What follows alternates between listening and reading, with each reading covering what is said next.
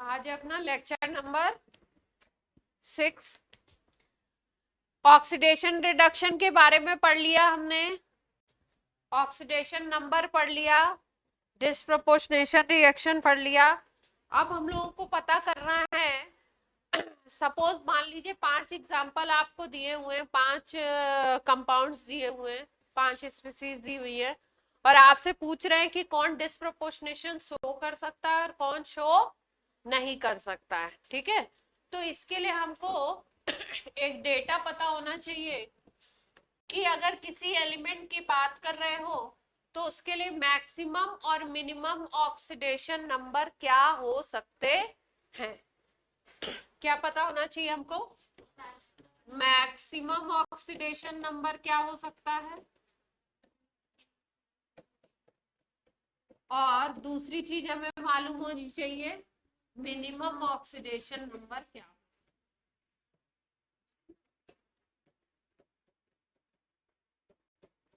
तो मैक्सिमम के लिए हम ध्यान रखेंगे, मैक्सिमम ऑक्सीडेशन नंबर के लिए हम लोग याद रखेंगे ग्रुप नंबर के इक्वल होता है मैक्सिमम ऑक्सीडेशन नंबर। ठीक है, जैसे मान लीजिए ओल्ड पीरियोडिक टेबल जब आप पढ़ोगे तो फर्स्ट टू 8 तक ग्रुप बताए गए उसमें। ओल्ड पीरियोडिक टेबल में ग्रुप कहां से कहां तक बताए गए? First to 8। जितने भी ग्रुप्स हैं केवल 8th ग्रुप को छोड़ करके बाकी सारे जितने ग्रुप्स हैं उनको first A first B, second A second B, third A third B, इस तरीके से ए बी में कैटेगराइज किया गया है। 118 एलिमेंट को इसी तरीके से कैटेगराइज कर दिया गया है।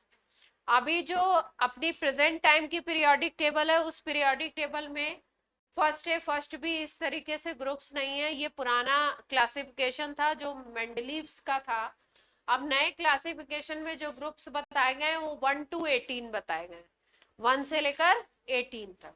ठीक है, तो अगर ओल्ड को देखें तो ओल्ड के हिसाब से हम लोग ध्यान रखेंगे मैक्सिमम ऑक्सीडेशन नंबर किसी एलिमेंट के लिए होती है ग्रुप नंबर के बराबर। यानी कि पीरियोडिक टेबल के हिसाब से देख लें कौन सा ग्रुप किस एलिमेंट का ग्रुप कौन सा है, वही नंबर उसका मैक्सिमम ऑक्सीडेशन नंबर हो सकता है। अगर मॉडर्न पीरियोडिक टेबल के हिसाब से देखो जो आजकल हम पढ़ते हैं तो मैक्सिमम ऑक्सीडेशन नंबर आपका निकलेगा ग्रुप नंबर -10, ग्रुप नंबर -10।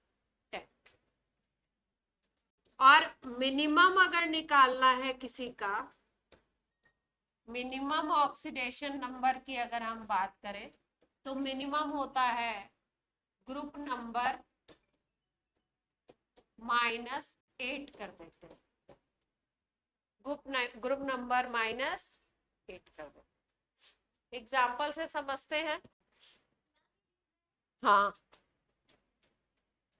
जैसे अगर हम नाइट्रोजन की बात करें तो नाइट्रोजन एलिमेंट जो होता है वो अभी की पीरियोडिक टेबल में 15 ग्रुप, जो अभी की पीरियोडिक टेबल है long form of periodic table उसमें 15 ग्रुप है इसका, है ना। और पुराने पीरियोडिक टेबल अगर बोले तो उसमें हम बोलेंगे ये 5th ग्रुप में प्रेजेंट। तो नाइट्रोजन की अगर मैक्सिमम ऑक्सीडेशन नंबर की बात करो कि नाइट्रोजन की मैक्सिमम ऑक्सीडेशन नंबर कितनी हो सकती है तो that is equal to group number +5। ठीक है, ओल्ड वाले के हिसाब से जो ग्रुप है उस उतनी हो सकती है मैक्सिमम। और अगर मिनिमम की बात करो नाइट्रोजन की, हाँ, अगर मिनिमम की बात करो तो मिनिमम के हिसाब से क्या हो जाएगा, ग्रुप नंबर -8 बताया ना, 5 - 8 वैल्यू कितनी आ जाएगी।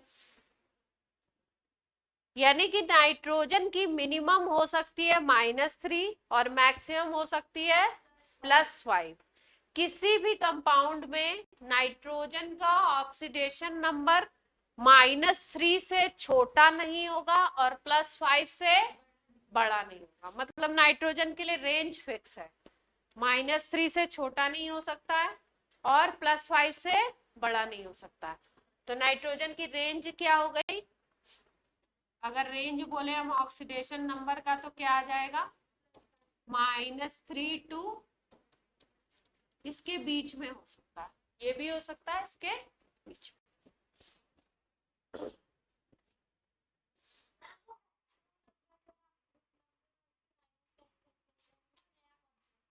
हाँ, ये ग्रुप नंबर अगर आप ये अगर मॉडर्न में लोगे तो 15 ग्रुप है ना, तो 15 - 10 करोगे तब मैक्सिमम होगा।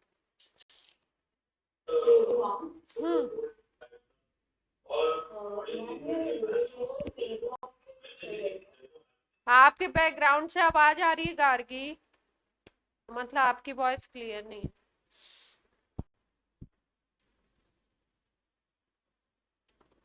बैकग्राउंड की आवाज बंद करो फिर बोलो।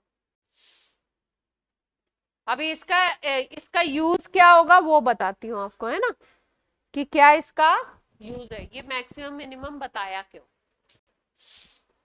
ये नोट कर लिया आपने?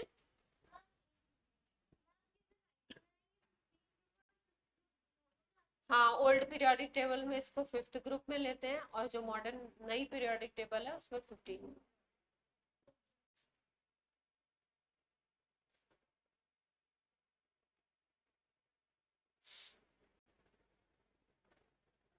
मम्मी ये पी ब्लॉक के एलिमेंट्स के लिए है क्या? ये अभी मैंने पी का बताया है, बाकी भी बताती हूँ।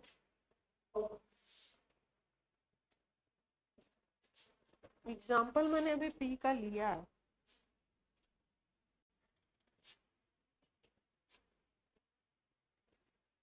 चलो, जैसे मान लो आप, ये नाइट्रोजन की हमने बात करी, अब आपसे सल्फर का पूछ लिया जाए तो सल्फर का क्या होगा? सल्फर की अगर बात करो तो सल्फर आता है 6th ग्रुप में। किस ग्रुप में आता है? 6th। ओल्ड पीरियोडिक टेबल के हिसाब से जिस ग्रुप में आता है वही उसका क्या होगा? Maximum oxidation number. वो मैक्सिमम इतना हो सकता है, प्लस मिनिमम देखें तो कितना आ जाएगा? मिनिमम ऑक्सीडेशन नंबर की बात करें तो कितना हो जाएगा? 6 - 8, ग्रुप नंबर -8 कर देंगे तो मिनिमम कितना आ गया इसके लिए? इसका मतलब सल्फर के ऑक्सीडेशन नंबर का रेंज क्या है? कहां से कहां तक जा सकता है? -2 टू, इससे छोटा नहीं हो सकता और +6 से बड़ा।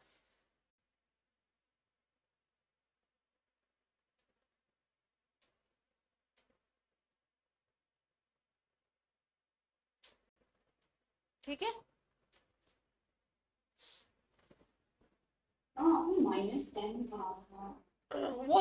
वो हमने नए वाले को लिया ही नहीं, हमने पुराने वाले को ले लिया कॉन्सेप्ट को, है ना, ओल्ड पीरियोडिक टेबल।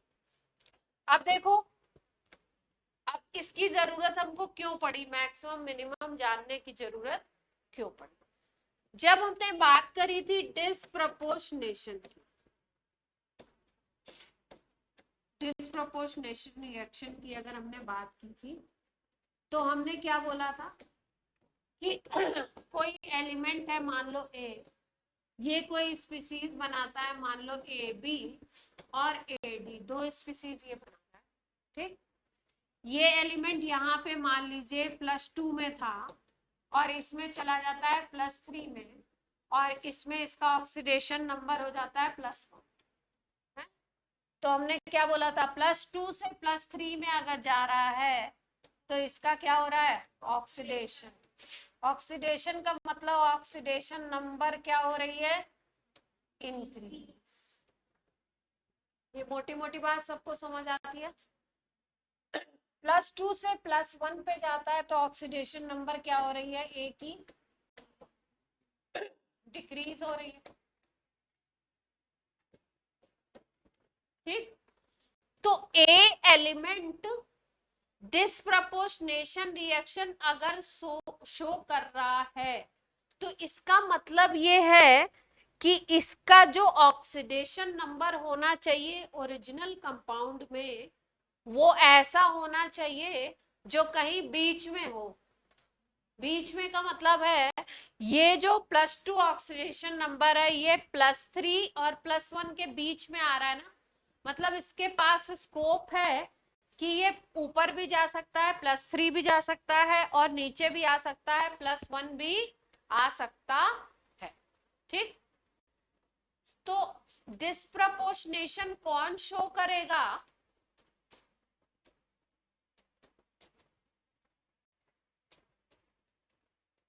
जिसका ऑक्सीडेशन नंबर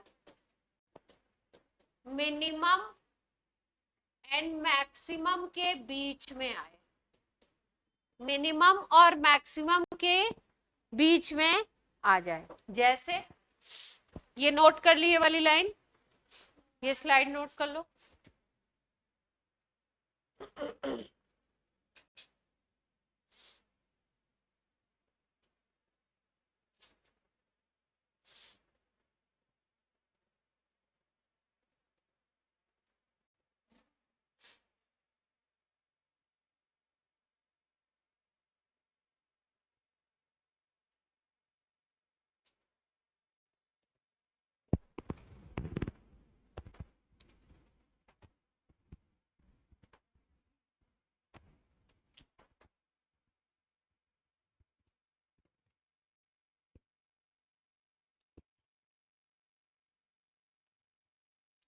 हो गया?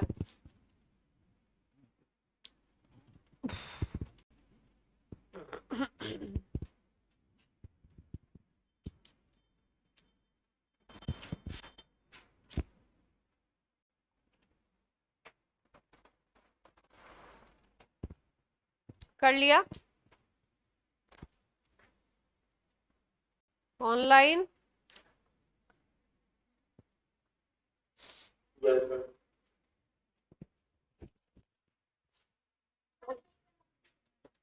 जल्दी करो, तुम्हारी स्पीड बहुत कम है, फास्ट करो।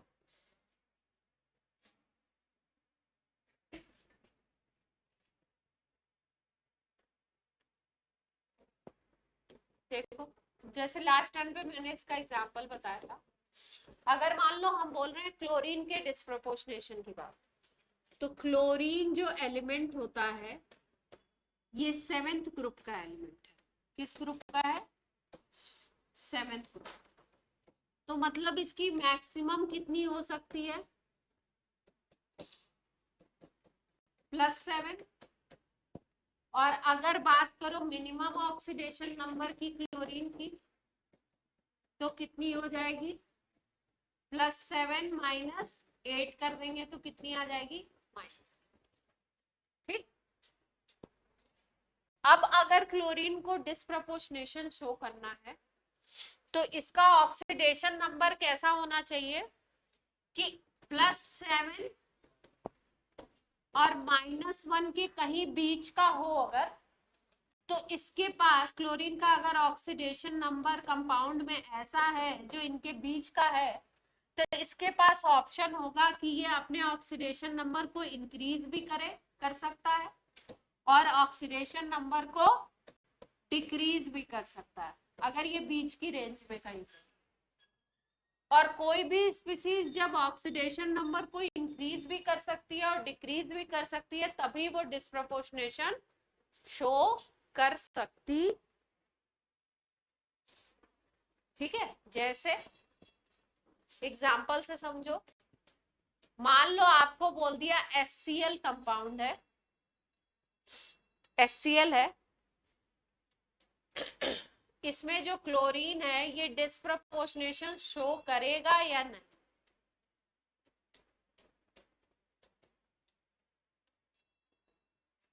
करेगा या नहीं? दो ऑप्शन है। ठीक है, तो क्या देखना है हमको कि पहले इसमें क्लोरीन का ऑक्सीडेशन नंबर कितना है, तो अगर HCl में देखें तो क्लोरीन का ऑक्सीडेशन नंबर होता है -1। ठीक, अब डिस्प्रपोर्शनेशन शो करने के लिए ऑक्सीडेशन नंबर एलिमेंट का कैसा होना चाहिए कि वो बढ़ा भी सके और कम भी कर सके। यहाँ पे कितना है इसका -1 ऑक्सीडेशन नंबर, और क्लोरीन के लिए अभी अभी मैंने बताया कहां तक बढ़ा सकता है +7 तक, तो बढ़ाने का ऑप्शन तो है -1 से +7 तक आराम से जा सकता है, कोई भी ऑक्सीडेशन नंबर बीच में आ जाए। -1 से आपका +1 आ सकता है, 0 आ सकता है, +2 आ सकता है, +3 +4 +5 +7 तक बढ़ा सकता है, मतलब उसका ऑक्सीडेशन तो हो जाएगा। लेकिन अगर रिडक्शन की बात करो तो रिडक्शन का मतलब ऑक्सीडेशन नंबर को उसको कम करना है, तो कम कर सकता है ये क्या, क्योंकि मिनिमम इसकी कितनी है -1, और जो हमें कंपाउंड दिया गया उसमें इसकी क्या दिख रही है आपकी मिनिमम दिख रही है, तो अब इससे कम तो ये कर ही नहीं सकता, इसके लिए अलाउड ही नहीं है। तो डिस्प्रोपोर्शनेशन के लिए क्या होना चाहिए, एलिमेंट अपने ऑक्सीडेशन नंबर को बढ़ा भी सके और कम भी कर सके, ऐसी रेंज में होना चाहिए। तो ये मिनिमम पे है इसलिए डिक्रीज नहीं कर पाएगा, इंक्रीज कर पाएगा, इसलिए डिस्प्रपोर्शनेशन शो नहीं करेगा, नॉट शो।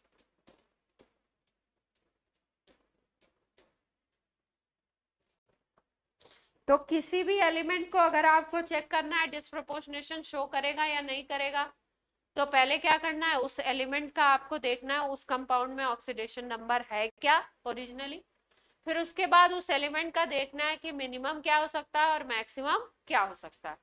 अगर जो वो एलिमेंट मिनिमम या मैक्सिमम पे है, किस पे है, मिनिमम पे है या मैक्सिमम पे, अगर वो मैक्सिमम पे है तो उससे ज्यादा कर नहीं सकता।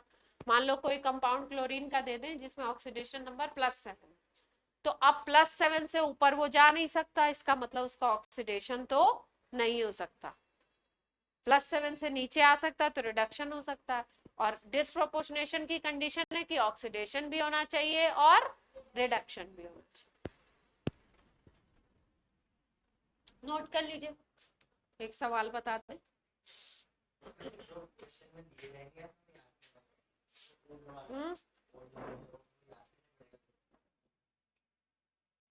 क्वेश्चन में नहीं देंगे, अभी आप पीरियोडिक टेबल करोगे, जब पीरियोडिक टेबल पूरी याद करोगे तब याद होगा।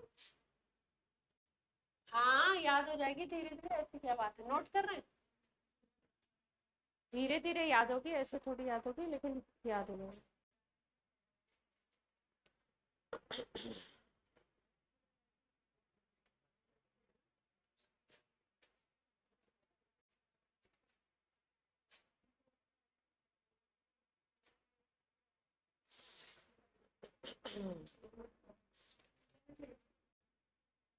हो गया, कर लिया।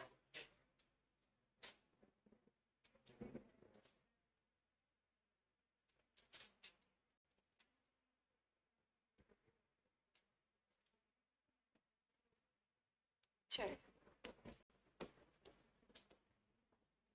which element do not show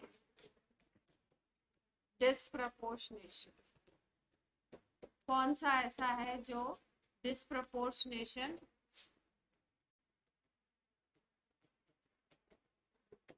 show नहीं करेगा। ऑप्शंस हैं फ्लोरीन, फ्लोरीन, ब्रोमीन,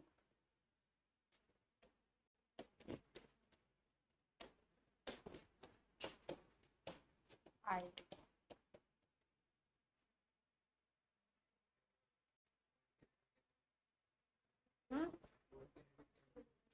हाँ उसके हिसाब से ही देखेंगे, ये सारे के सारे एलिमेंट 17 ग्रुप के, ठीक है।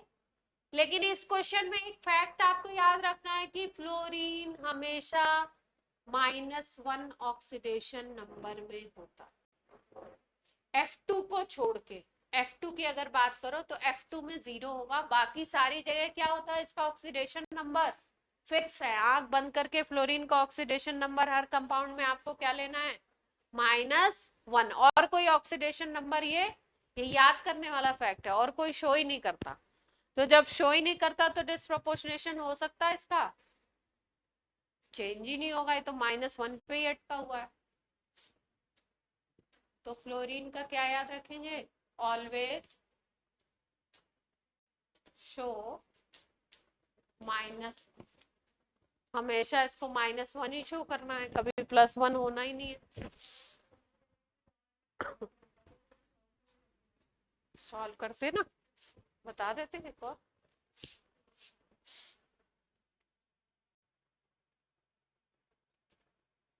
हो गया।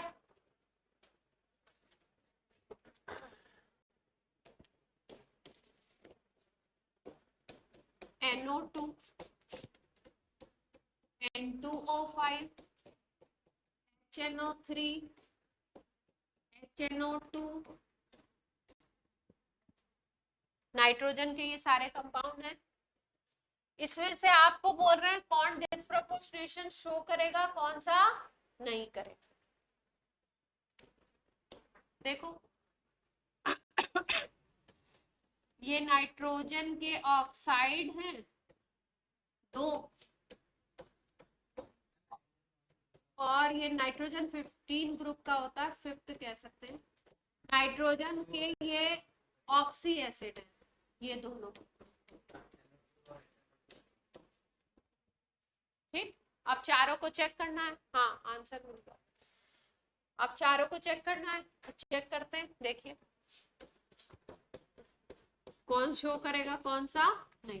तो सबसे पहले देख ले नाइट्रोजन की मैक्सिमम और मिनिमम। देख मैक्सिमम होगी ग्रुप नंबर 5 है तो +5, और मिनिमम होगी इसके लिए 5 - 8 = -3।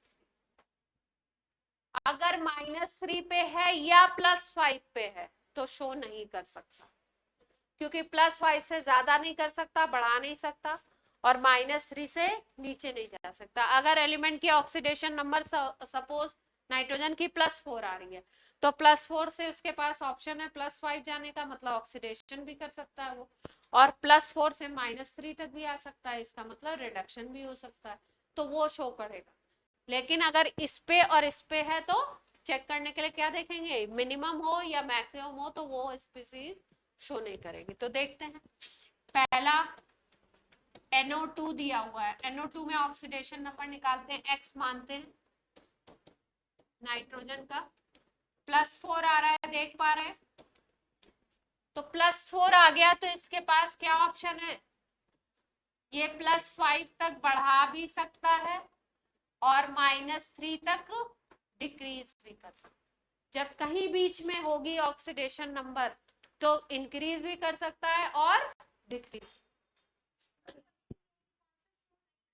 कौन सा शो करेगा, कौन सा नहीं करेगा, ये बताना आपको। तो ये तो करेगा,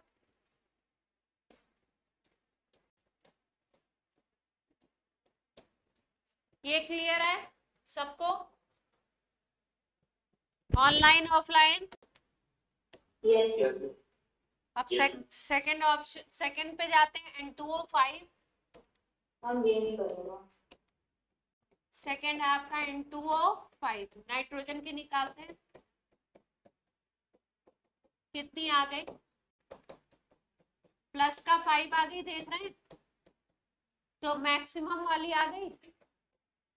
मैक्सिमम या मिनिमम आ जाएगा तो नहीं कर सकता।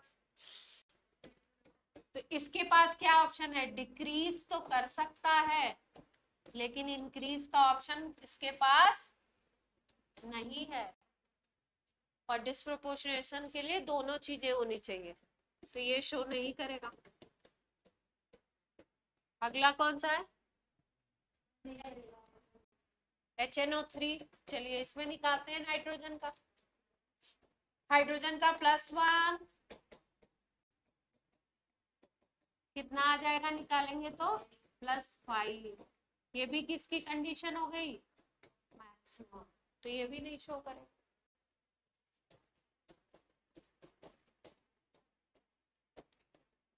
HNO3 को बोलते हैं नाइट्रिक एसिड, N2O5 को बोलते हैं नाइट्रोजन पेंटाऑक्साइड या डाई नाइट्रोजन पेंटाऑक्साइड भी बोल सकते हैं। फिर लास्ट में कौन सा आ गया, HNO, ये है नाइट्रिक एसिड, ये है नाइट्रस एसिड। HNO2 को क्या बोलते हैं?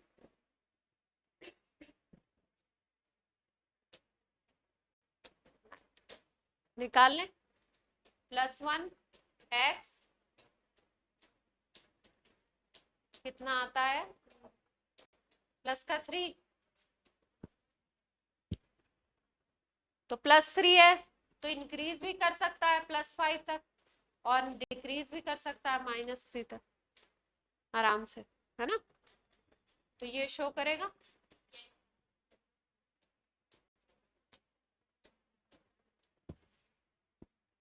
ठीक है, तो निकाल लेंगे डिस्प्रोपोर्शनेशन अगर दिया हुआ है तो। उसके लिए आपको क्या, आपके पास क्या डेटा होना चाहिए? ग्रुप नंबर होना चाहिए, तभी आप कैलकुलेट कर पाओ। पता चला मैक्सिमम मिनिमम नहीं मालूम है तो क्या होगा? दुनिया लुट जाएगी, क्वेश्चन खराब हो जाएगा। ठीक है, कुछ के तो याद भी रखो, जैसे नाइट्रोजन बहुत पॉपुलर है, क्लोरीन पॉपुलर है, फ्लोरीन पॉपुलर है, ऑक्सीजन पॉपुलर है, इनके याद रखेंगे, है ना?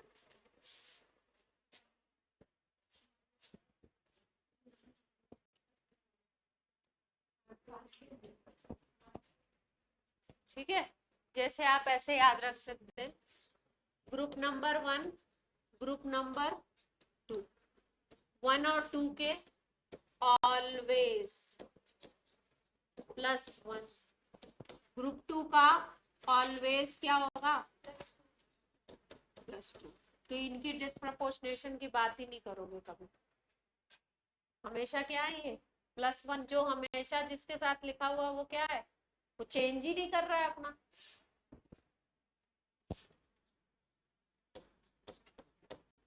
ग्रुप 13 की अगर बात करो तो ग्रुप 13 का मैक्सिमम होता है +3 और मिनिमम होता है -1। ग्रुप 14 की बात करो तो मैक्सिमम होगा +4, मिनिमम होगा -1।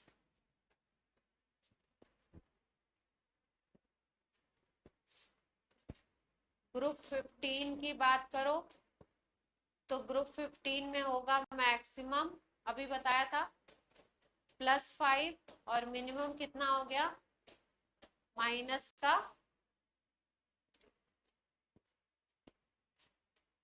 ग्रुप 16 की बात कर लो, मैक्सिमम +6, 13 में 3, 14 में मैक्सिमम 4, 15 में मैक्सिमम 5, 16 में मैक्सिमम 6, 17 में मैक्सिमम 7, मिनिमम क्या हो जाएगा? 6 - 8 करना है, माइनस को। ग्रुप 17 का याद रखो, मैक्सिमम +7 और मिनिमम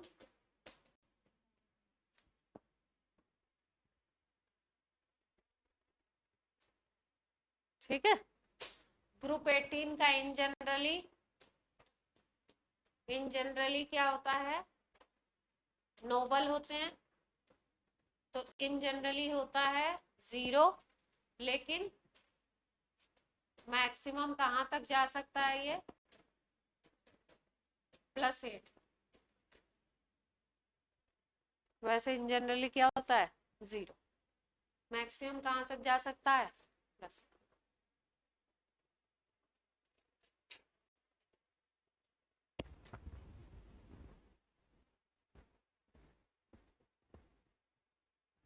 ठीक है, अभी पीरियोडिक टेबल कराएंगे तो पीरियोडिक टेबल में इनके एलिमेंट भी याद करवा देंगे। ठीक है,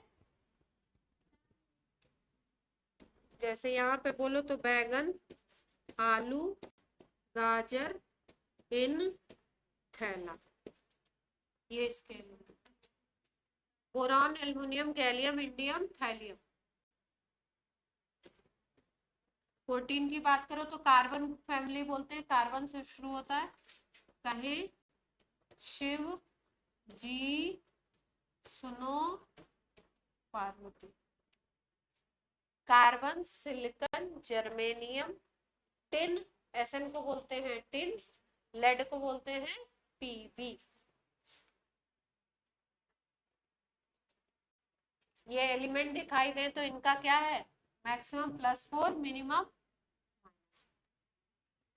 ग्रुप 15 नेपाल, पाकिस्तान, ऑस्ट्रेलिया सब दिखा दो।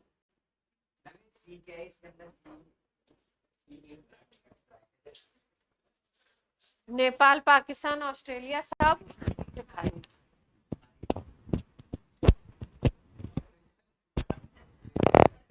नाइट्रोजन, फास्फोरस, आर्सेनिक, एसबी को बोलते हैं antimony.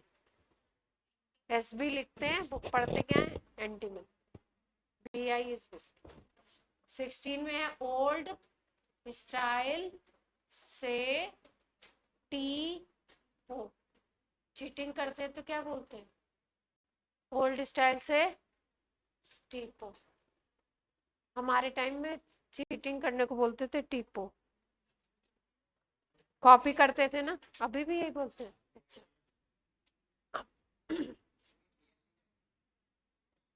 L B boron, TL thallium. TL को टीएच, थैलियम को टीएच नहीं लिखते हैं, क्या लिखते हैं, TL, thallium, not tallium, thallium. 17 में है फिर कल बाहर आई आंटी।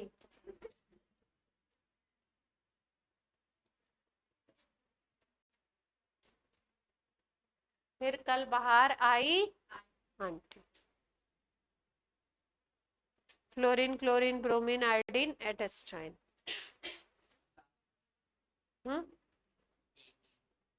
18 में है एटेस्टाइन बोलते हैं। हीलियम, नियॉन, हरभजन, नैरा, अगरकर, जीरो, रन आउट। ये सारे क्या थे, क्रिप्टन। सारे क्या थे, बॉलर थे। हरभजन भी, नेरा भी, अगरकर भी। ये लोग क्या करते थे, लास्ट में आते थे और अक्सर करके जीरो पे और रन आउट और होके जाते थे। तो इनके नाम पे बना दिया गया क्या, हरभजन, नेहरा, अगरकर। अगरकर में 2 आ गया, ऑर्गन, क्रिप्टन। जिनॉन को जीरो बोल दिया, रन आउट को क्या बोल दिया, रेडॉन। शॉर्ट फॉर्म बना दिया जिससे थोड़ा सा याद हो। ठीक है,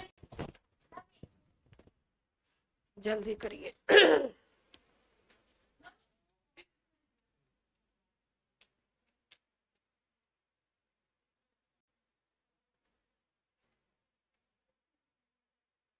आद्या क्या हुआ, तबीयत खराब है।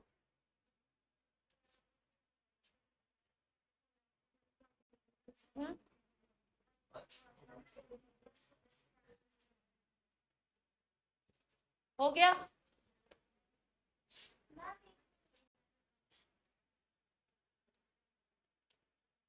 आज खत्म कर दिया जाए ना चैप्टर। क्या इरादे, इसके बाद शीट करनी है इसकी। तुम लोगों ने एटॉमिक की भी एनसीईआरटी नहीं पूछी मुझसे, कब करोगे। एनसीईआरटी करनी है, एनसीईआरटी के क्वेश्चन अच्छे हैं। तो करना तो हम ही नहीं, मरना हम ही नहीं, ऐसा थोड़ी नहीं। पहले आपको बताया था ना, एक दिन कहानी बताई थी, बार बार थोड़ी बताने की जरूरत है। कि स्वर्ग आपको जाना है अगर, तो आपको ही मरना पड़ेगा, कोई और आपकी जगह नहीं मरेगा। सेलेक्ट आपको होना है तो मेहनत तो आपको ही। चलो एक सवाल करके बता दो धनाधन। अब इतने सारे एलिमेंट नोट कर लिए, तो एक सवाल करके बता दो। पूछ रहे हैं कौन सा है, डिस्प्रोपोर्शनेशन शो कर रहा है ना। मल्टीपल करेक्ट भी हो सकता है, एडवांस का क्वेश्चन है। सिंगल भी हो सकता है, मुझे नहीं पता, ऑप्शन लिख रही हूँ मैं। Cl2 प्लस OH माइनस बना रहा है Cl माइनस ClO माइनस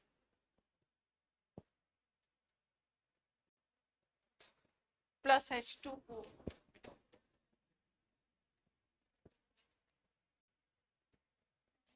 दूसरा रिएक्शन है Cu2O plus 2H plus, Gibbs बन रहा है Cu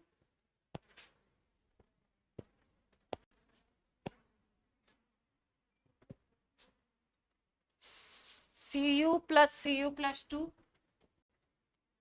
प्लस H2O। तीसरा रिएक्शन है HCuCl2, ये कोई कंपाउंड है, ये टूट रहा है Cu प्लस में, Cu प्लस 2 में, H प्लस में Cl, और डी ऑप्शन है ऑल ऑफ द।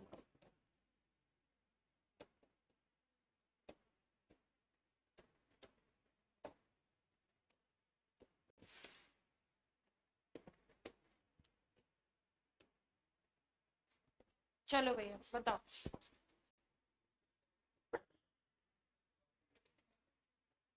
हाँ सबको देखना पड़ेगा ना, पहले वाले में क्लोरीन को देखो, दूसरे वाले में कॉपर को देखो, तीसरे वाले में भी कॉपर को देखो, डिस्प्रोपोर्शनेशन। हाँ बड़ी मुसीबत हो जाएगी।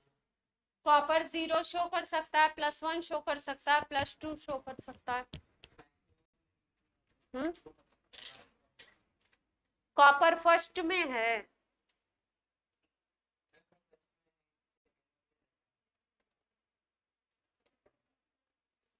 सॉरी कॉपर सेकंड में है, फर्स्ट में नहीं।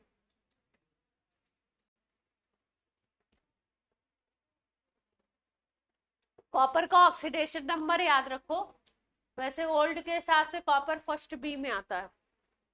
कॉपर को बोलते हैं कॉइनेज मेटल, कॉइन्स जिनसे बनते थे पहले।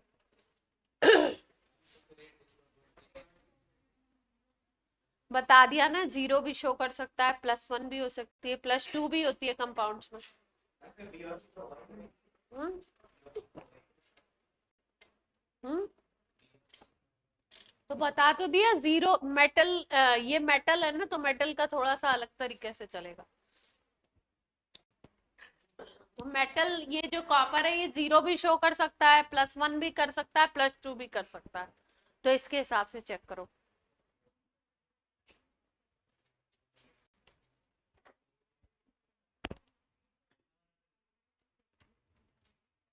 कॉपर के लिए 3 तो बता ही दिया आपको, 0 हो सकती है, +1 हो सकती है, +2, तो इसके हिसाब से चेक कर लो।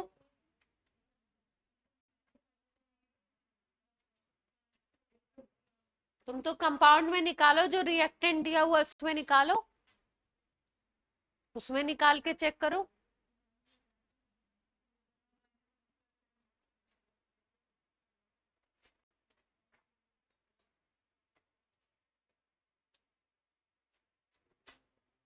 पहला वाला है कि नहीं है?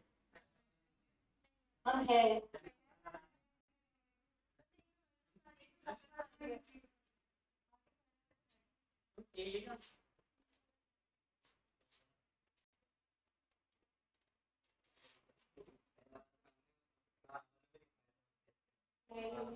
पहला वाला एग्जाम्पल में लिखवाया है।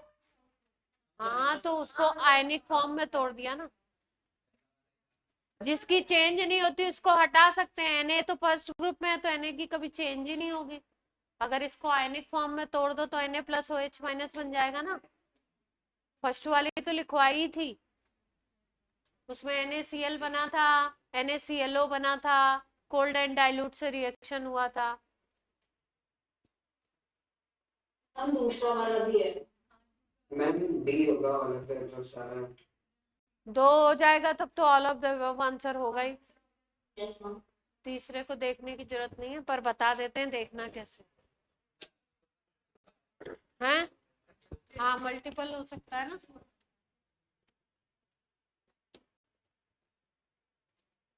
पहले वाले रिएक्शन को देखो, पहला वाला क्या था, Cl2 plus OH minus give Cl minus ClO minus plus H2O। Chlorine free state में है तो क्लोरीन का ऑक्सीडेशन नंबर 0। यहाँ पे क्या हो रहा है, क्लोरीन का ऑक्सीडेशन नंबर -1। इस कंपाउंड में अगर निकालोगे तो क्या बन जाएगा, +1 आ जाएगा। देख पा रहे हैं, +1 है तो 0 से -1, 0 से +1, एक तरफ डिक्रीज एक तरफ इंक्रीज, यहाँ डिक्रीज यहाँ इंक्रीज, तो डिस्प्रोपोर्शनेशन हो गया। क्या कहते हो, ये पॉइंट सबको क्लियर है? Online offline? Yes ma'am. दूसरा निकालें, दूसरा है Cu2O plus 2H plus Cu2O plus 2H plus से क्या बन रहा था, Cu बन रहा था और Cu प्लस 2 बन रहा था।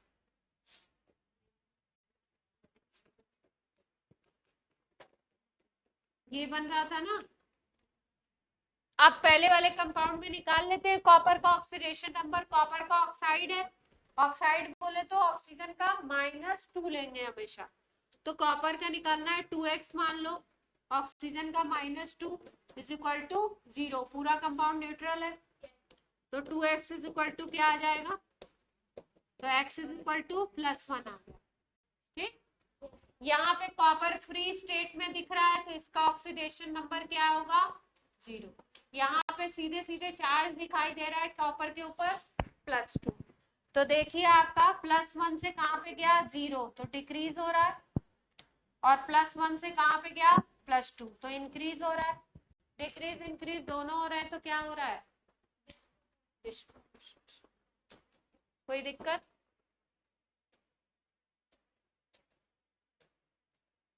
बोलो भाई।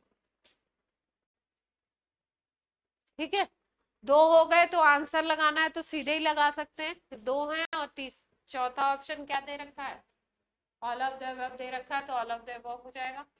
तीसरे को भी चेक कर लेते हैं। तीसरा है 2HCuCl2 से Cu+1 Cu+2 बन रहा है, 2HCuCl2 से क्या बन रहा है, Cu+1 और Cu+2, बाकी को नहीं लिख रहे हैं क्योंकि हमें किसके ऊपर फोकस कर रहे हैं, कॉपर के ऊपर।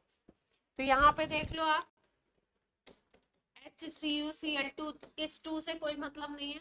HCuCl2 को अगर देखो तो हाइड्रोजन का +1, कॉपर का निकाल रहे हो, क्लोरीन का इन जनरली -1 होता है, तो कितना आ गया आपका, +1। देख पा रहे, HCuCl2 ही दिया है तो नहीं बनेगा।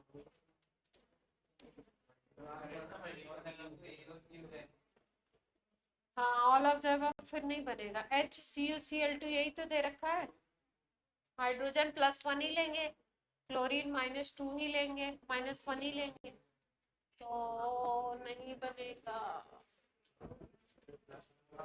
यहाँ +1 है और यहाँ पे क्या है, +1, और यहाँ पे क्या है, +2, इंक्रीज तो हो रहा है लेकिन डिक्रीज नहीं दिख रहा है, तो ये वाला नहीं बैठेगा। अगर ये H2 हो जाता तो शायद, कंपाउंड अगर H2 ले लें तो बनेगा, देखो +2 अगर यहाँ पे कर दो,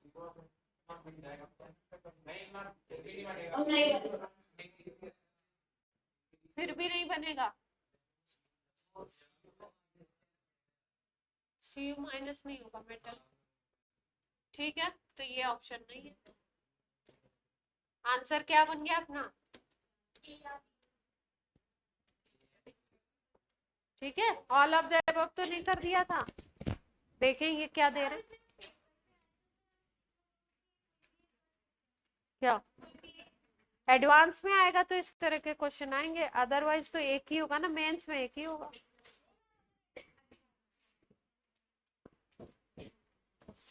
43। हम एडवांस में ऐसे क्वेश्चन आएंगे। हाँ ऑल ऑफ द, मान लो हम सारे हम एक ऑल ऑफ द अबव करेंगे। ऑल ऑफ दी अबव पे करेंगे ना, सारों पे क्यों करेंगे फिर? ये ऑल ऑफ द अबव क्यों दे रहे हैं भाई?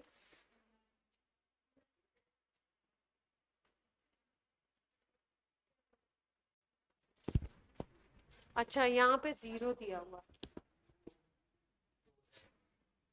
ये थोड़ा सा अपने राइटिंग मिस्टेक हो गई थी, यहाँ पे 0 दिया है, यहाँ पे क्या है 0, तो 0 होने पे क्या हो गया?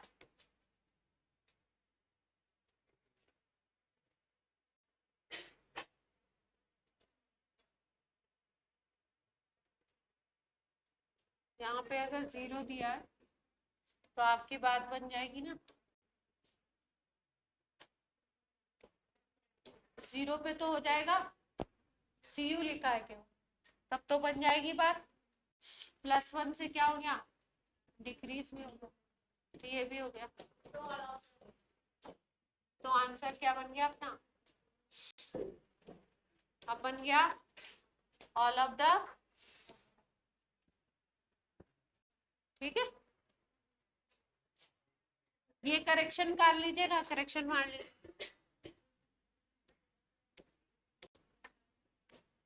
बात समझ में आ गई सबको? अब चेक कर लेंगे, एक टॉपिक किया हमने, एक टॉपिक किया क्या, डिस्प्रपोज। चलो अब एक टॉपिक सिखाते हैं आपको बहुत अच्छा, एडवांस मेंस सब जगह, बोर्ड में भी काम आएगा आपका, 11th के में भी काम आएगा, प्रैक्टिकल में 12th में भी काम आएगा। टाइट्रेशन, इसमें दो चीजें काम आएंगी इस टॉपिक में, एक मोल कॉन्सेप्ट और एक रेडॉक्स टाइट्रेशन की बात कर रहे हैं, क्योंकि रेडॉक्स रिएक्शन की बात कर रहे हैं। टाइट्रेशन वर्ड सुना है आप लोगों ने, स्कूल में किया भी होगा जो लोग हाँ प्रैक्टिकल में गए, ठीक है। टाइट्रेशन का मतलब समझ लो, पहले देखो क्लास, ध्यान से देखो। टाइट्रेशन में क्या करते हैं, दो सॉल्यूशन लिए जाते हैं, 2 सॉल्यूशंस आप लोगे, ठीक। उसके बाद क्या होगा, 1 सॉल्यूशन का कॉन्सेंट्रेशन आपको पता होगा, एक सॉल्यूशन की कॉन्सेंट्रेशन आपको मालूम होगी पहले से, जिसकी कॉन्सेंट्रेशन आपको पता होती है उसको बोलते हैं स्टैंडर्ड सॉल्यूशन। ऐसा सॉल्यूशन जिसकी कॉन्सेंट्रेशन टाइट्रेशन में आपको पहले से बता दी गई है उसको बोलते हैं स्टैंडर्ड सॉल्यूशन। नोन सॉल्यूशन भी बोल सकते हैं जिसकी कॉन्सेंट्रेशन आपको मालूम। दूसरा जो सॉल्यूशन होगा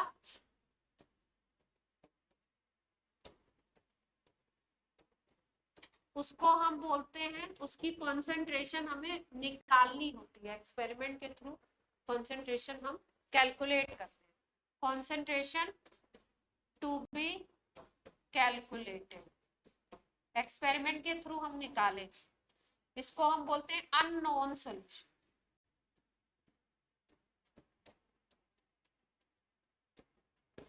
क्या बोलते हैं इसको, अननोन। दो सॉल्यूशन लेंगे, एक को बोलते हैं नोन, दूसरे को बोलते हैं, एक की कॉन्सेंट्रेशन पता होगी, एक की कॉन्सेंट्रेशन आपको कैलकुलेट।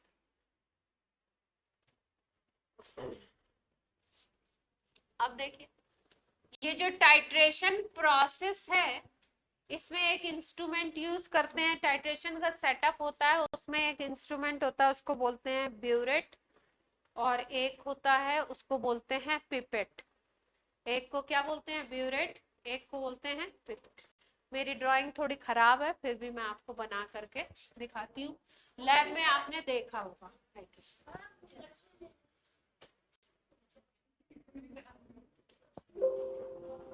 आइडिया तो अच्छा है, अगर मिल जाए तो। नहीं मिली तो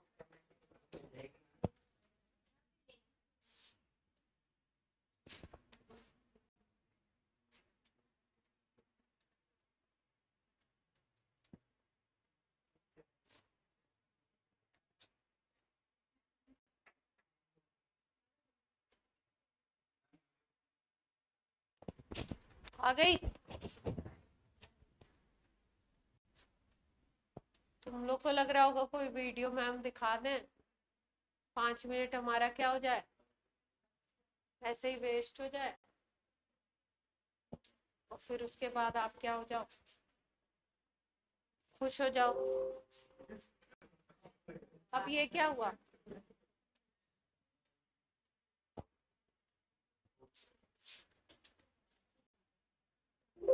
सेलेक्टेड पिक्चर में कोई प्रॉब्लम था क्या?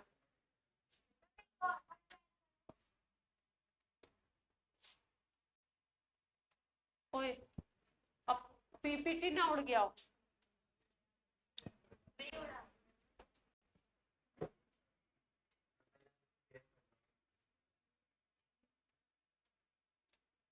वर्जन क्रिएटेड ड्यूरिंग रिकवरी 1810 पे, तो अपने को यही सेव करना होगा ना, 1810 वाला, अभी रिसेंट वाला। नहीं पता चला अपना उड़ जाए लिखा हुआ, फिर हम परेशान हो रहे हैं। तुम्हारे चक्कर में ऐसा ही होता है, इससे अच्छा मैं ड्रॉ कर देती। टाइम भी क्या हो गया? हाँ वैसे तो कोशिश तो तुम्हारी यही थी। अब अगर ड्राइंग गंदी बन जाए तो ज्यादा ध्यान नहीं देंगे, है ना।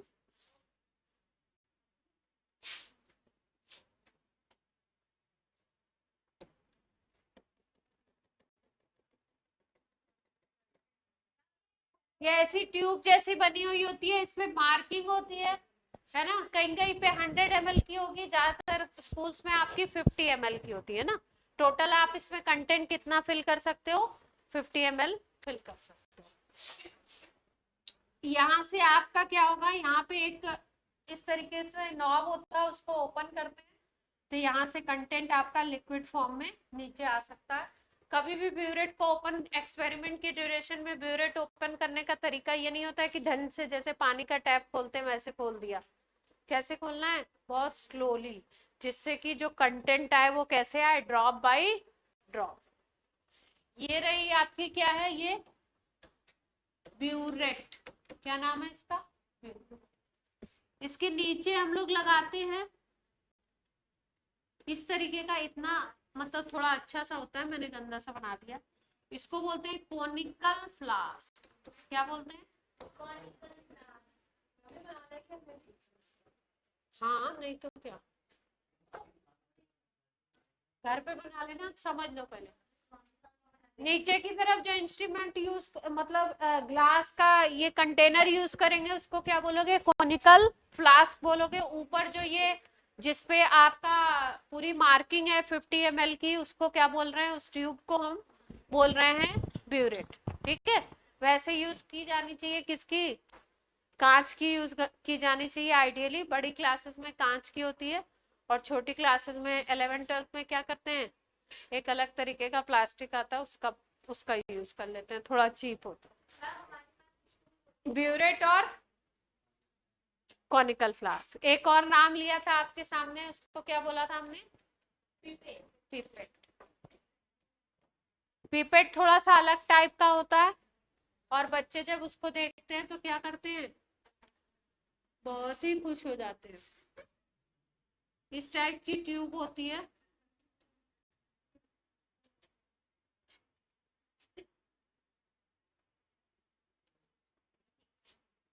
ये बहुत ही बेकार बन रही है।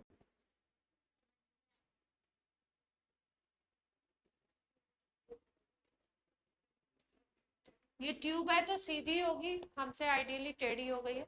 आइडियली कैसी होगी? स्ट्रेट। ग्लास ट्यूब है तो इस तरीके की ट्यूब होती है।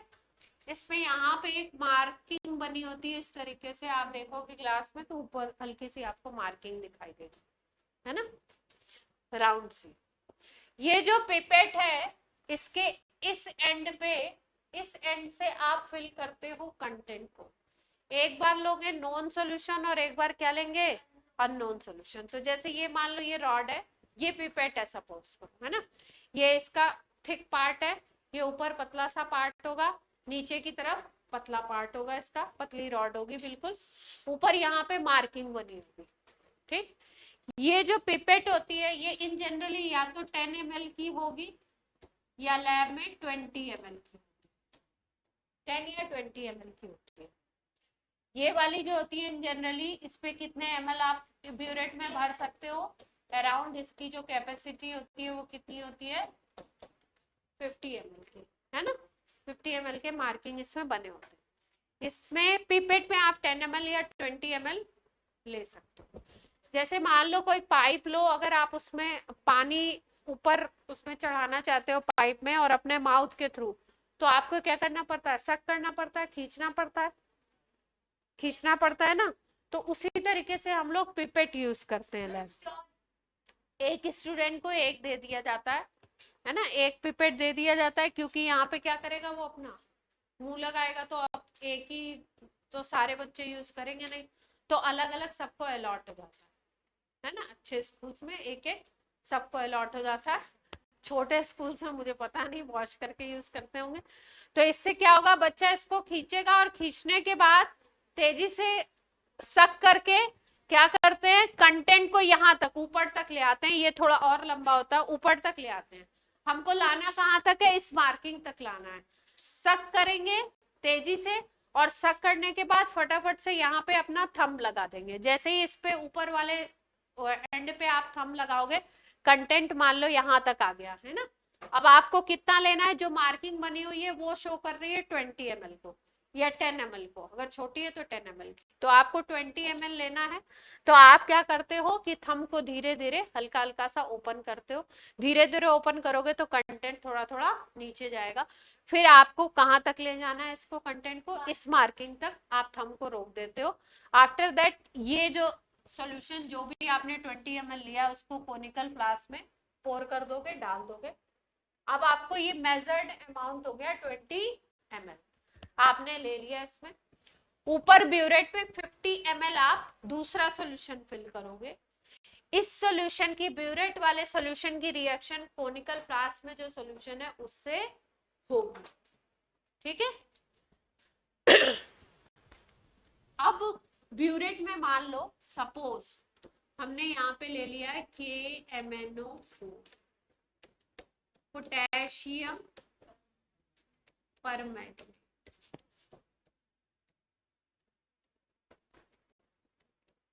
कितना फिल कर लिया हमने? 50 ml फिल कर। ये अलग से आपको लैब असिस्टेंट बना करके बड़े से कंटेनर में रख देता है, क्योंकि बच्चे वेस्ट भी करते हैं, तो खूब ज्यादा सा वो बना करके रख देगा। अब आप क्या करोगे, अपना बीकर उठाया आपने, इस पे लगा लिया आपने एक इस तरीके की फनेल होती है, फनेल लगाई और आपने 50 ml कंटेंट इसमें फिल कर, पूरा 50 ml आपने इसमें भर करके रख लिया। यहाँ पे अब मार्किंग 50 ml तक की बनी होगी, वहां भर करके आपने रख लिया। इस पिपेट से सक करके 20 ml आपने इसमें सॉल्यूशन डाल दिया। अब क्या करोगे, लैब में एक इंडिकेटर आता है ना। कई तरीके के इंडिकेटर होते हैं। इन जनरली लैब में 2 इंडिकेटर रखे जाते हैं, एक बोलते हैं फिनोफ्थिलीन और दूसरा बोलते हैं मिथाइल ऑरेंज। फिनोफ्थिलीन और मिथाइल ऑरेंज क्या होते हैं, इनका इंडिकेटर का काम है कि अगर सॉल्यूशन का नेचर आप चेंज करोगे तो इनका कलर चेंज होता है। सॉल्यूशन के नेचर को चेंज करने से क्या होता है, इनका कलर चेंज होता है। अब मान लीजिए यहाँ पे कोनिकल फ्लास्क में सपोज आपने एक एसिड है ऑक्सैलिक एसिड, इसको ले, इसमें फिल कर लिया आपने 20 ml ऑक्सैलिक एसिड, यहाँ KMnO4 डाल दिया। जो भी KMnO4 के एक्सपेरिमेंट होते हैं, ज्यादातर KMnO4 के टाइट्रेशन में बाहर से आपको इंडिकेटर डालने की जरूरत नहीं होती है, क्योंकि KMnO4 ब्यूरेट के कंटेंट की तरह भी काम करता है और सेल्फ इंडिकेटर होता है। मतलब जिस रिएक्शन में ये होगा उस रिएक्शन में ये इंडिकेटर का भी काम कर लेगा, बाहर से इंडिकेटर आपको नहीं डाल। अब ये जो ऑक्सैलिक एसिड लिया, इसमें आप क्या करते हो, ये पूरा आपको एक टाइट्रेशन है, ये आपका 11th में भी है 12th में भी है। 1 टेस्ट ट्यूब H2SO4 इसमें आप ऐड कर दो,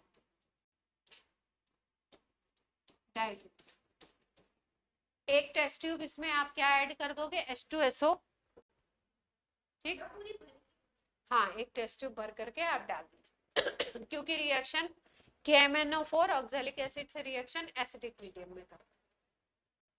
भर के डाल दिया आपने, ये भी एसिड है लेकिन H2SO4 अच्छा एसिड है, तो इसलिए एसिडिक मीडियम बनाने के लिए हमने क्या किया, डाल दिया। पोटेशियम परमैंगनेट ब्यूरेट में लिया, अभी कुछ बताया नहीं इसको, ये सेल्फ इंडिकेटर की तरह भी काम करेगा और ब्यूरेट के कंटेंट की तरह भी काम करेगा। आप क्या करेंगे, इसके बाद सेटअप कर लिया हमने 20 ml ऑक्सैलिक एसिड, एक टेस्ट ट्यूब H2SO4 डाल दिया उसमें, ब्यूरेट में KMnO4 50 ml भर करके रख लिया। अब एक्सपेरिमेंट शुरू करेंगे अपना, धीरे धीरे इसके नॉब को ओपन करेंगे, एक एक ड्रॉप बाय ड्रॉप यहाँ पे जो कंटेंट है ऑक्सैलिक एसिड का उसमें ड्रॉप बाय ड्रॉप ये डालेंगे। ड्रॉप बाय ड्रॉप जब आप डालोगे तो कोनिकल फ्लास्क को थोड़ा सा आपको मूव भी करना है, हिलाना भी है, मतलब मिक्सिंग भी करनी है। वहीं पे सेटअप कुछ इस तरीके का करते हैं, इसको इसके नॉब को थोड़ा ऊपर की तरफ रखते हैं, मतलब ये ऐसे हवा में नहीं लटका होता है, यहाँ पे स्टैंड होता है, जिसने सेटअप देखा होगा है ना, ऐसे ब्यूरेट कांच की कोई ट्यूब ऐसे तो लटकी नहीं रहेगी, तो यहाँ पे एक स्टैंड होता है, इस तरीके से रखेंगे कि इसका नॉब ये वाला जो नीचे वाला सिरा है यहाँ ऊपर रहे और आप आराम से इस कोनिकल फ्लास्क को मूव कर सकते, है ना। जैसे मान लो नीचे ये ग्लास है आपका और आप यहाँ से ट्यूब से वाटर या कोई भी कंटेंट आप KMnO4 डाल रहे हो, तो इसको शेक करते जाएंगे, ड्रॉप बाय ड्रॉप डालेंगे, शेक करेंगे। धीरे धीरे आप क्या देखोगे कि पहले ये ऑक्सैलिक एसिड का कलर, ये कलरलेस है, पहले ये सॉल्यूशन कैसा है, कलरलेस। धीरे धीरे आप क्या देखेंगे, KMnO4 होता है पर्पल कलर का, तो KMnO4 का ओरिजिनल कलर क्या है, पर्पल। KMnO4 सॉल्यूशन जो आपने भरा है वो पर्पल कलर का है। ऑक्सैलिक एसिड और एसिड का मिला के जो सॉल्यूशन है H2SO4 मिला के वो कैसा है, कलरलेस। अब आप इसमें धीरे धीरे ड्रॉप बाय ड्रॉप डालते जा रहे हैं, शेक करते जा रहे हैं, धीरे धीरे देख रहे हैं। एक टाइम ऐसा आएगा जिस टाइम पे सडनली अचानक से इसका ये जो कंटेंट है इसका कलर पिंक हो जाएगा। जैसे ही पिंक होगा आप नॉब को बंद कर देंगे, उसके बाद आपको इसमें और KMnO4 ऐड नहीं करना।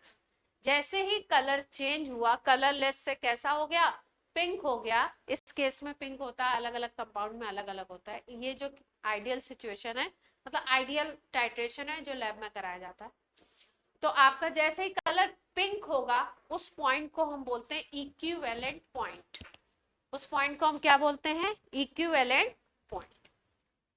ये जो रिएक्शन है, इस रिएक्शन में एक कंपाउंड ऑक्सीडाइजिंग एजेंट की तरह काम कर रही है और दूसरा कंपाउंड रिड्यूसिंग एजेंट की तरह काम कर रहा है, ठीक। जैसे ही दोनों के ग्राम इक्विवेलेंट इक्वल हुए, वैसे ही आपने उसके बाद जब एक ड्रॉप KMnO4 डाला तो कलर क्या हो गया, सडनली चेंज हो गया। जिस पॉइंट पे कलर चेंज होता है उस पॉइंट को टाइट्रेशन में हम कहते हैं इक्विवेलेंट पॉइंट, ठीक। और इस इक्विवेलेंट पॉइंट पे दोनों जो सॉल्यूशन हैं उनके ग्राम इक्विवेलेंट इक्वल हो जाते हैं। इतनी मोटी मोटी बात थ्योरी समझ में आई कुछ थोड़ी सी। टाइट्रेशन क्या है, दो सॉल्यूशंस को हम रिएक्ट करा रहे हैं।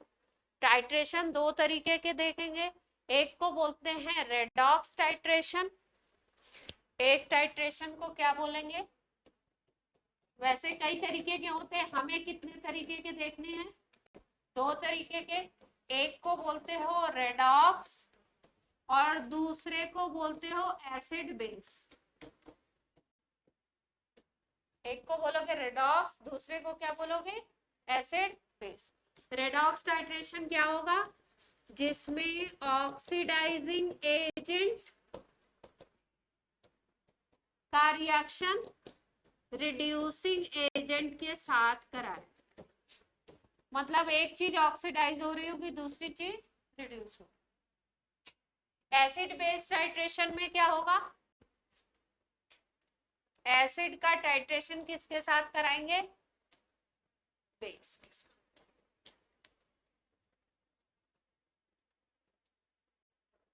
एसिड का टाइट्रेशन किसके साथ कराएंगे? बेस के साथ।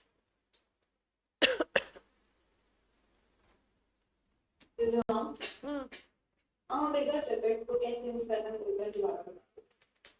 पिपेट को यूज करना, इक्विवेलेंट पॉइंट की डेफिनेशन लिख लीजिए पहले टाइट्रेशन में। इक्विवेलेंट पॉइंट की डेफिनेशन लिख लीजिए।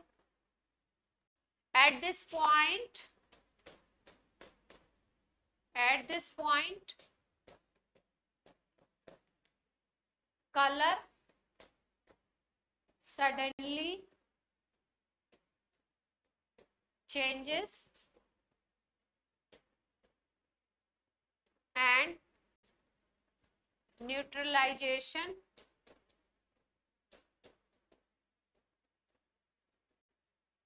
completed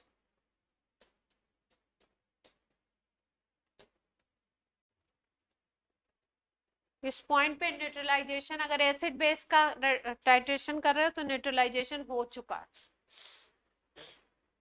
और कलर क्या होगा? सडनली चेंज हो जाएगा।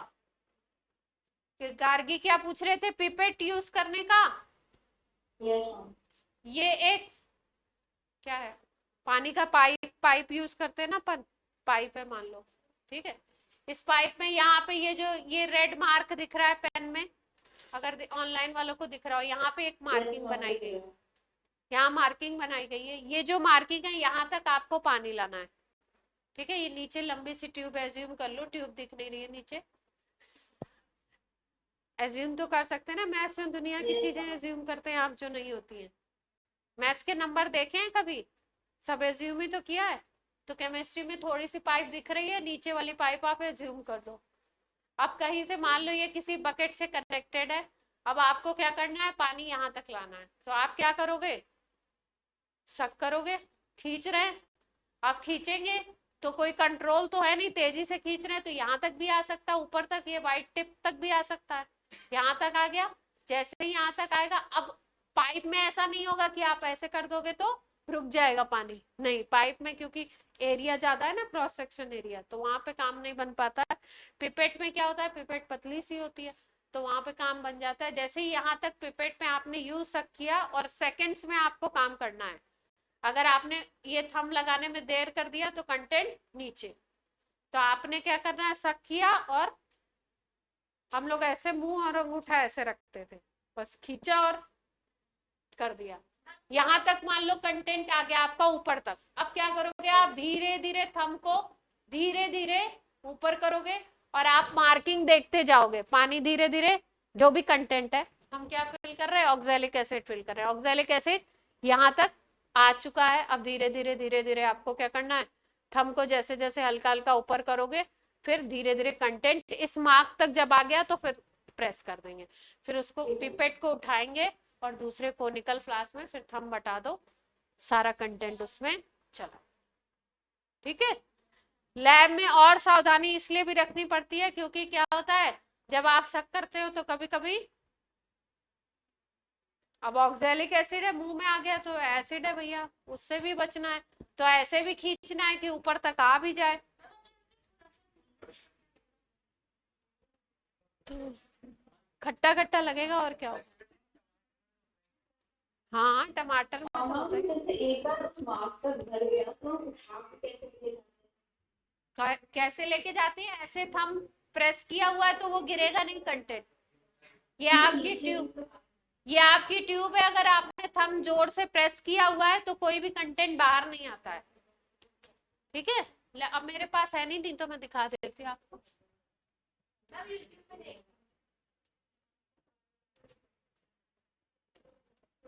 तो टाइट्रेशन की कुछ मोटी मोटी बात समझ में आई।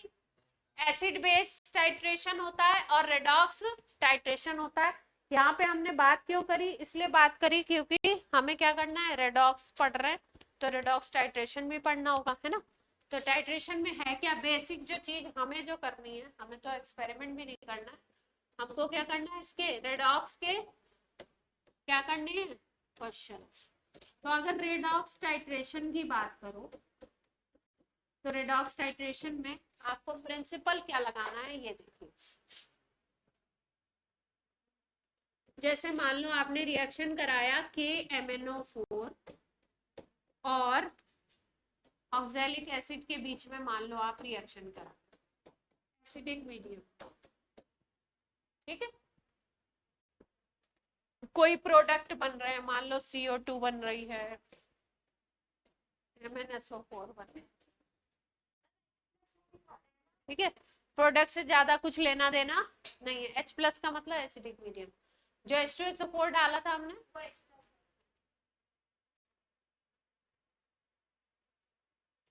ठीक है।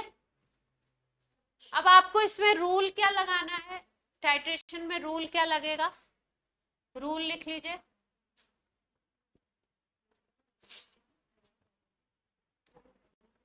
रूल ऑफ ग्राम इक्विवेलेंट लिखिए।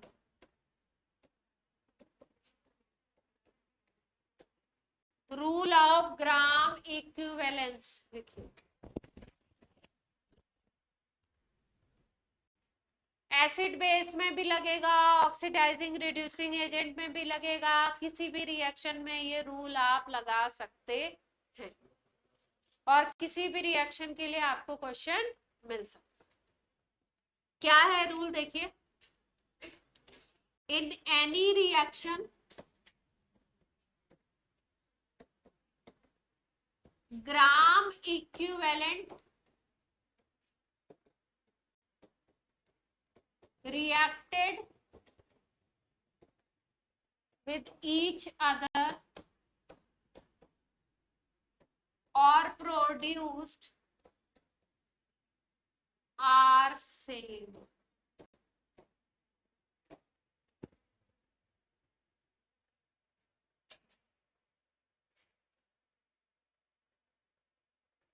क्या मतलब है, A B से मिलकर के बना रहा है C+D, कोई भी रिएक्शन हो रहा है, रिएक्शन बैलेंस लिखी है या बैलेंस नहीं लिखी है, आपको इसमें कोई दिक्कत नहीं है। बैलेंस लिखी है तो भी ठीक है, नहीं बैलेंस है तो भी ठीक है। आपको क्या पता है, ग्राम इक्विवेलेंस का रूल क्या है कि gram equivalent of A is equal to gram equivalent of B is equal to gram equivalent of C is equal to gram equivalent of D। इसका मतलब अगर कोई रिएक्शन हो रहा है तो उसमें रिएक्टेंट का ग्राम इक्विवेलेंट, प्रोडक्ट का ग्राम इक्विवेलेंट, सारे ग्राम इक्विवेलेंट क्या होते हैं, इक्वल होते हैं। जैसे मान लीजिए हमने बोला कि A के 5 ग्राम इक्विवेलेंट B से रिएक्ट करते हैं और C और D बनाते हैं, तो ऑब्वियस सी बात है B के भी 5 ग्राम इक्विवेलेंट रिएक्ट करेंगे, C के भी 5 बनेंगे, D के भी 5 बनेंगे। मतलब किसी रिएक्शन में जितने भी ग्राम इक्विवेलेंट किसी एक कंपाउंड के यूज हो रहे हैं उतने ही दूसरे के यूज होंगे, उतने ही ग्राम इक्विवेलेंट प्रोडक्ट के बनेंगे भी। इसको हम क्या कहते हैं, रूल ऑफ ग्राम इक्विवेलेंट। अब आप बोलोगे कि ग्राम इक्विवेलेंट हम निकालेंगे कैसे? अगर किसी क्वेश्चन में कुछ डेटा दिया हुआ है तो हम कैसे ग्राम इक्विवेलेंट को निकाल सकते? कैलकुलेशन।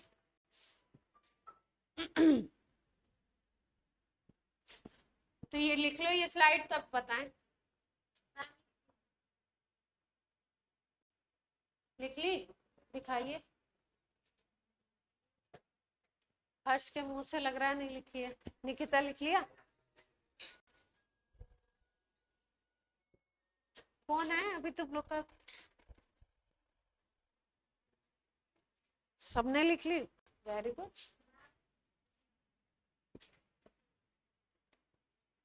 चलो ग्राम इक्विवेलेंट निकालने का तरीका सीखो। Calculation of gram.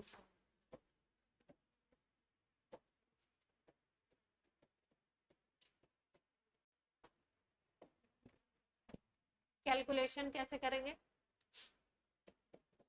Normality, mole concept में नॉर्मेलिटी सीखी थी ना, इनटू वॉल्यूम।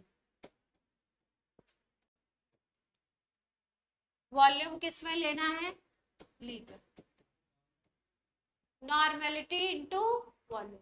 कंपाउंड की नॉर्मेलिटी गिवन होगी, वॉल्यूम गिवन होगा, तो नॉर्मेलिटी इनटू वॉल्यूम करके क्या निकाल लेंगे? उसका ग्राम इक्विवेलेंट। ठीक है। अगर कंपाउंड में नॉर्मेलिटी ना दी हो तो कैसे निकालेंगे? मोलैरिटी अगर दी हो तो molarity into volume in litre multiplied by N factor. N factor निकालना आपको सिखाया हुआ है, एसिड के लिए भी बेस के लिए भी। जो भी कंपाउंड का आप ग्राम इक्विवेलेंट निकाल रहे हैं उसका क्या लगाएंगे? N factor.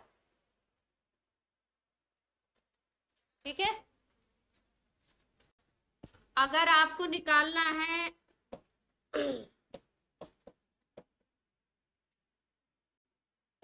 मिली ग्राम इक्विवेलेंट, तो मिली वर्ड यूज कर दिया तो आपको क्या करना है? वॉल्यूम किस में लेंगे? इसको बोलते हैं ग्राम, ऐसे शॉर्ट में लिखते हैं ग्राम EQ। इसको शॉर्ट में लिखते हैं MEQ। अगर MEQ निकालना है तो MEQ कैसे निकालेंगे? Normality into volume. वॉल्यूम किस में ले लें? मोलैरिटी से निकालना है तो मोलैरिटी इनटू वॉल्यूम मिलीलीटर में, और यहाँ पे एन फैक्टर तो रहेगा ही रहेगा। दोनों में से कोई भी फॉर्मूला यूज कर सकते हैं अकॉर्डिंग टू योर डेटा। ठीक है। नेक्स्ट टर्न पे ही खत्म हो पाएगा क्योंकि रेडॉक्स के कुछ सवाल कराएंगे, तभी क्या होगा? चैप्टर कंप्लीट होगा।